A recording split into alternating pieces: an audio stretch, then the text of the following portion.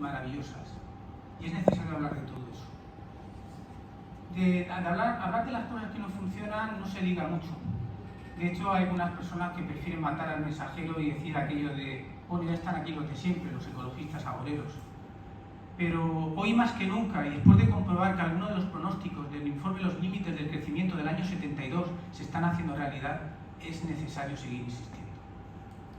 Estamos al borde de un declive energético como no ha conocido la historia de la humanidad. Y parece como si no pasara nada, salvo que vemos, pues eso, que los combustibles se alzan los precios y todo esto. El cambio climático, la acidificación de los océanos, la pérdida de la biodiversidad, la deforestación masiva, avanzan a un ritmo alarmante. Las desigualdades económicas y los pequeños colapsos se dan en los 5 continentes. Desde el año 2014 las grandes empresas petroleras se están desinvirtiendo, porque cada vez resulta más complicado extraer el petróleo.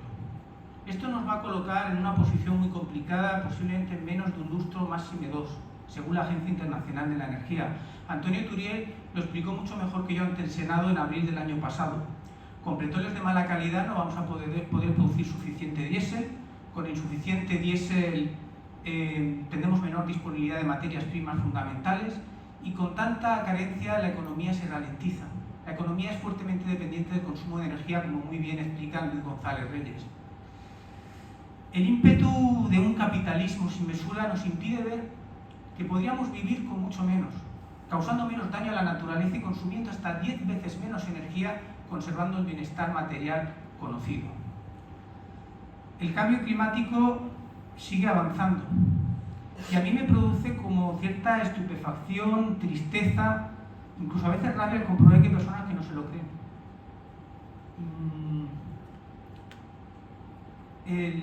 Las empresas del petróleo y del carbón durante muchas décadas estuvieron sembrando el descrédito y el negacionismo, hasta tal punto que ocultaban datos, y lo hicieron también que hoy seguramente conozcáis personas que dirán aquello de, bueno, es que hay científicos que dicen una cosa y científicos que dicen otra. Créeme que esta duda fue diseñada.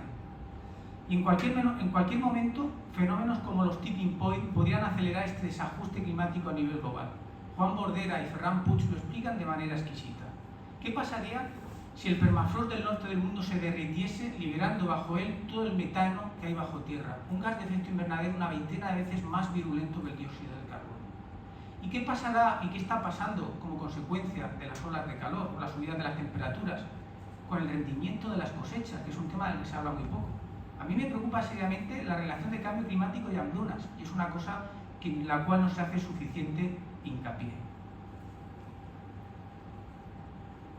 Y estoy pensando, realmente estamos haciendo, yo creo que todos de alguna manera, cada uno por nuestro lado vamos aportando, pero yo creo que es necesario hacer todavía mucho más. Estamos en un momento en el que realmente no nos podemos andar con tibiezas.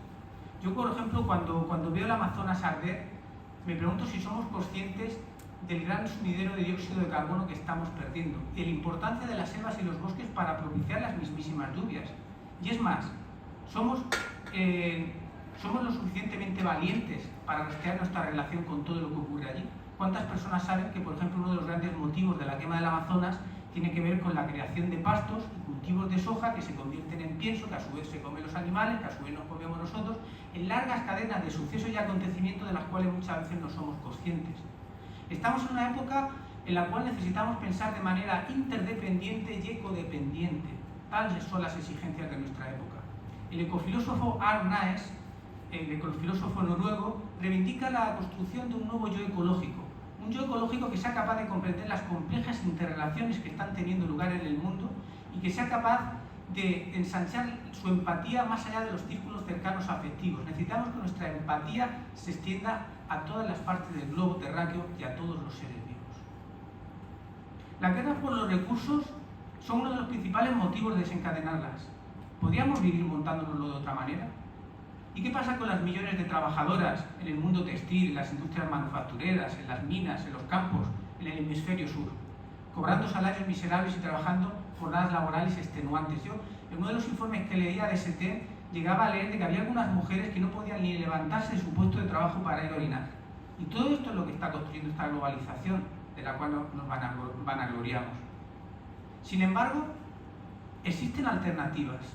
Términos como economía del bien común, economía social, solidaria, alternativa, comercio justo, hacen referencia a modos más humanos de enfocar la economía, porque es posible imbuir el libre mercado, inyectarlo de más valores, mayor equidad y mayor reparto de bienestar y de beneficios, porque es posible hacer economía de otra manera. Y entonces, ¿qué nos falta por aprender? ¿Cuál es la solución?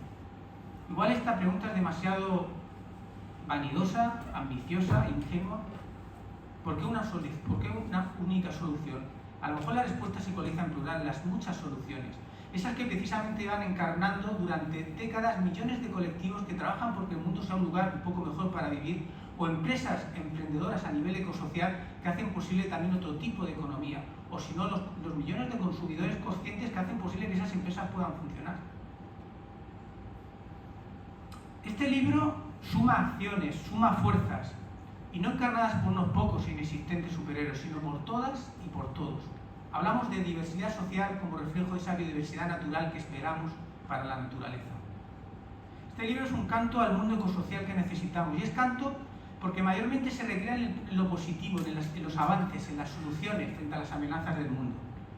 El diseñador y arquitecto norteamericano Buckminster Fuller decía una frase tal como: no intentes cambiar un sistema, sino construye uno nuevo que haga que el anterior se vuelva obsoleto. El jefe de la nación Lakota, Arbolo Kinhos, uno de los pueblos originarios de Norteamérica, dijo algo tan solemne como: cada uno de nosotros ha sido puesto en este momento y en este lugar para decidir personalmente el futuro de la humanidad. ¿Creías que estabas aquí para algo menos importante? O si no, nuestro querido Gandhi, cuando dice esa frase de conviértete en el cambio que deseas ver. Son frases empoderadoras que a mí pues, me vienen constantemente a la memoria. En este libro un niño pequeño va a poder recrearse en los detalles. El otro día una amiga me mandaba una foto de sus hijos mirando el libro, algunos tenían menos de 4 años, y observaba cómo seguían con el dedito los detalles. Es un libro en el cual pueden disfrutar los niños descubriendo, incluso los más mayorcitos también pueden ir descubriendo cosas. O por ejemplo, los adolescentes pueden vivirlo como un cómic. O un padre y una madre pueden inventarse historias sobre sus páginas, acompañando a los más pequeños en una aventura llena de esperanza. O una persona que, por ejemplo, no se afina a estos temas puede disfrutar de la artisticidad del libro y de paso ir enterándose de que hay muchas opciones que nos permiten creer que se puede vivir mejor en un mundo mejor. Un profesor o un maestro podrá extraer contenidos y trabajarlos en clase. Es un libro para todas y para todos. Y originalmente expuesto desde lo visual, llenar de universalizar su contenido al mayor número posible de personas, es un libro que se pensó para todas las edades. Esto es inédito y es casi prohibitivo en el marketing moderno. En el marketing moderno te dicen, dirígete a un público objetivo, pero bueno, como somos una asociación de educación ambiental, nos podemos permitir el lujo de hacer un libro como este, porque queremos ir a un interés general y un interés universal. Es un poco ese interés del bien común. ¿Y cómo lo hemos conseguido?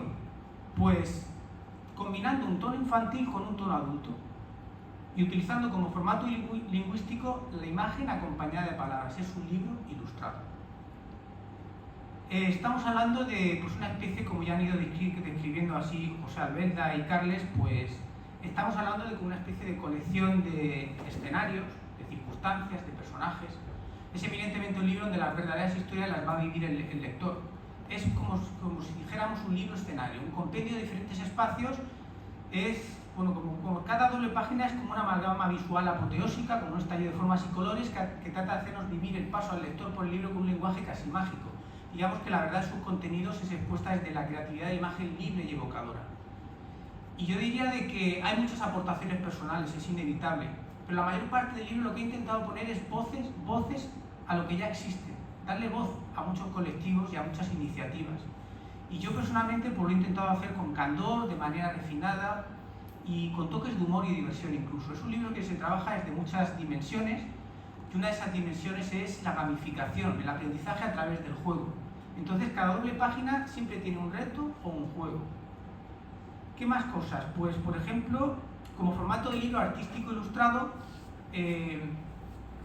su peso intelectual no se mide por el número de páginas, que más bien es ajustado y modesto, se mide por la capacidad de síntesis de conceptos. Es un libro que resume y sintetiza para poder acercarnos a la globalidad de manera casi instantánea. Los retos sociales y medioambientales implican un conocimiento muy ambicioso ante la adversidad que nos vamos a enfrentar. Este libro es ambicioso porque también une lo social y lo medioambiental, y lo presenta y lo culmina desde la psicología y desde los valores. Todo empieza y acaba en nuestros pensamientos, ¿acaso podría ser de otra manera?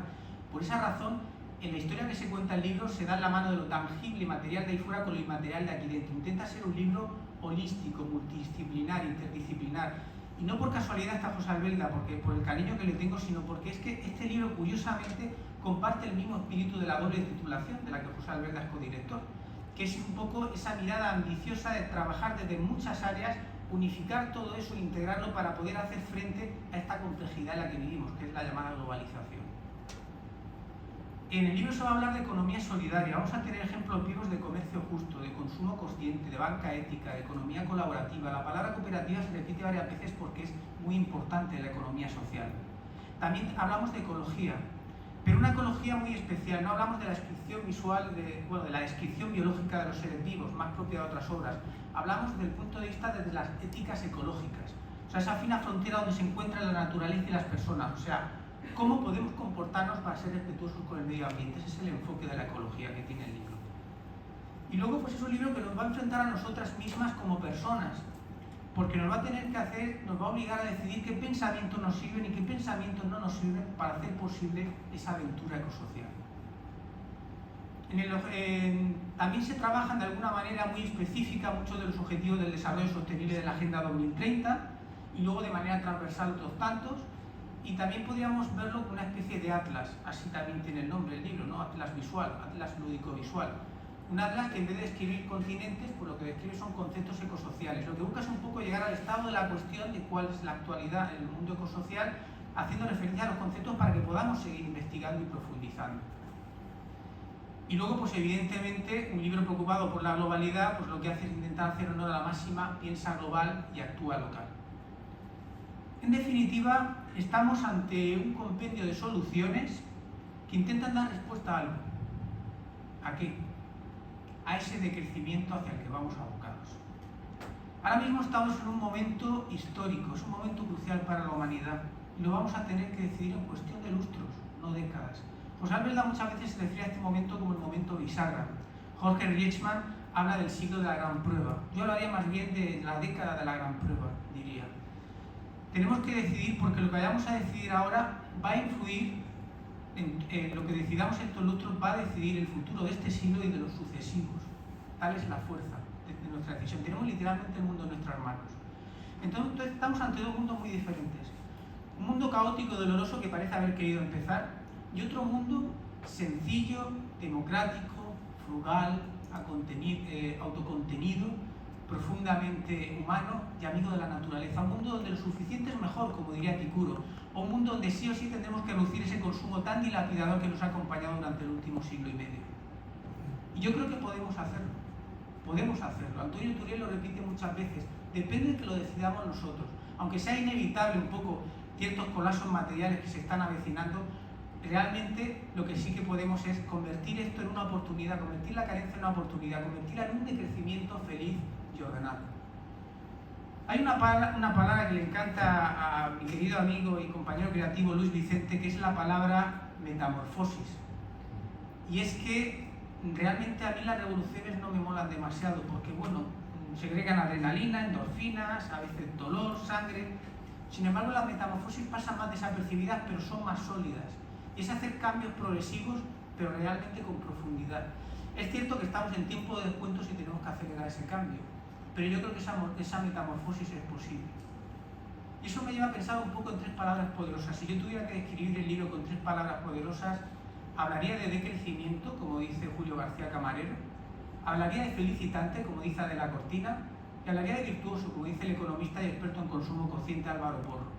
Un decrecimiento felicitante y virtuoso, en definitiva, de la vida buena y el buen vivir que necesitamos. Porque en el fondo, si preguntamos a cualquier persona de este planeta qué es lo que más desea, siempre va a contestar lo mismo, que es disfrutar de las personas que tiene cerca.